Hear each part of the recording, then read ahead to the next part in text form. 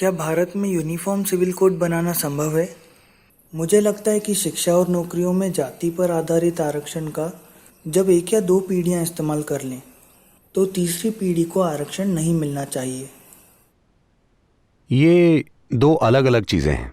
इस एक सवाल में दो सवाल हैं। क्या समान नागरिक संहिता संभव है?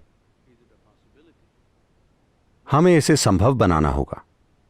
As long as you have a nation where different people have different rules, जब तक हमारे देश में अलग अलग लोगों के लिए अलग अलग कानून हैं, तब तक लोग भी अलग अलग होंगे। अगर आप चाहते हैं कि सभी भारतीय बने, तो देश में एक ही कानून होना चाहिए। कोई और तरीका नहीं है फिर देश को जोड़ने का। आपके लिए एक कानून और मेरे लिए दूसरा कानून, तो हम हर हाल में अलग अलग लोग होंगे। हम खुद को एक ही देश के वासियों के रूप में कभी नहीं पहचानेंगे। हम लगातार इस समस्या का सामना करते आए हैं, लेकिन हमारे अंदर इसे सुलझाने की हिम्मत नहीं है। इसे सुलझाने का समय आ गया है। आरक्षण एक अलग मुद्दा है। मुझे पता है युवा छात्रों को काफी नाराजगी है। मुझे सीट नहीं मिली, कम अंकों वाले किसी को सीट मिल गई, ये सभी चीजें। लेकिन हमें यह समझना चाहिए कि हमने इस देश में हजारों सालों से बहुत से लोगों के साथ इंसानों जैसा व्यवहार नहीं किया है। आज भी अगर आप गांव में जाएं, तो वो एक ही कुएं से पानी नहीं भर सकते। वो रेस्टोरेंट में एक ही कप से चाय नहीं पी सकते। उनके कप अलग होते हैं। वो कुछ गलियों में जा नहीं सकते। वो मंदिर के सामने चल नहीं सकते। उनके मुर्दा शरीर गांव से गुजर नहीं सकते। अगर आप लोगों के साथ ऐसा व्यवहार करें और उन्हें कुछ विशेष अधिकार देकर अपने बराबर ना लाएं, तो ये अन्याय होगा। लेकिन साथ ही प्रवेश के स्तर पर आरक्षण होना चाहिए।